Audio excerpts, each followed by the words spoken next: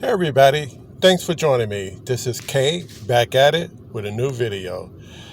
Have you ever wondered what is it like to live in your car? That's the question that I ask myself. I watch these bloggers on YouTube and they make it seem like it's a lot of fun, it's exciting. You get a chance to see different places and you save a lot of money as far as not paying rent or paying a mortgage. You don't have a lot of utilities. So really, what is it like to live in your car? At one point, I thought about even, buying like a minivan or something like that to travel in. And what I would do is I would just stay in my minivan instead of getting a hotel room. But how practical is it? Is it really feasible? Let's talk about it. Right now, I'm sitting in my car. I'm sitting in a shopping center parking lot. And I guess, I can probably hang out here for a while and maybe just park at the end of the parking lot away from the stores. And I guess I wouldn't be bothered. But what happens at night when the lot is empty? I'm sure they'll probably ask you to move. And at one point, you used to can stay in like a Walmart all night, but people started camping out there and doing a lot of other things. So Walmart ended that. You can't park in a residential neighborhood because the neighbors on the block will call the police on you. You can't hang out in the alley because now you're blocking people garages, and again, people will call the police on you. So what do you do? Where do you live? I guess you could try hanging out in a Forest Preserve parking lot, but at a certain hour, they shut that down for the night, so you got to go somewhere else. Now, where I live at, right now it's kind of cold, so if I turn this car off, the car is going to instantly get cold. And what about sleeping in my car? Well, I got the recliner, and it works because I'm used to taking little cat naps in my car from time to time. But what about sleeping in it as a bed?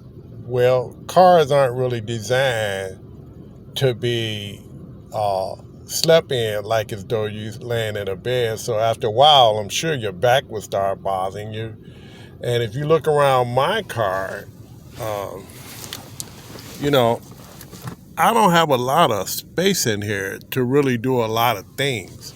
So I would definitely have to get some type of van or something like that. But then what about security? How safe is it to live in your car? Well, if you put those shades on the windows, people would probably assume that someone's in there sleeping, and then you have the risk of being robbed, somebody breaking into your car. Especially, I got a Kia, so I really got to be careful. So that would be too practical. And what about keeping food? I guess you would spend more on carry out or foods that only last like a day because you don't have refrigeration. And what about bathrooms? Well, a lot of vloggers say they have like a pee bottle or 5-gallon bucket that they use the bathroom in. And I guess you can get away with that. And they also go to like a health club where they have a membership that they can pay the membership and then go there and take a shower, freshen up, use the bathroom, things of that sort. So is it really practical to live in your car?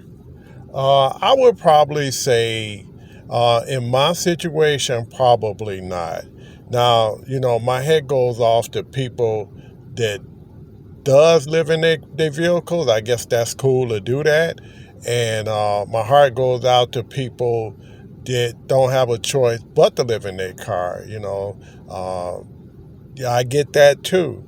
And this video is not to put down either one, but after sitting in my car, then you ask yourself, well, now when you don't have any place to go, do you sit in your car for hours, 8, 9, 10 hours at a time?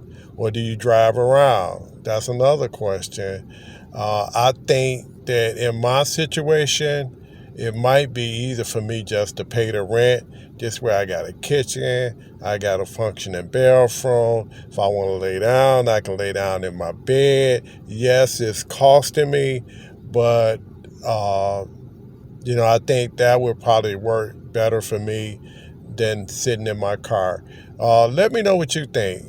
Again, this is Kay, back at it with a new video.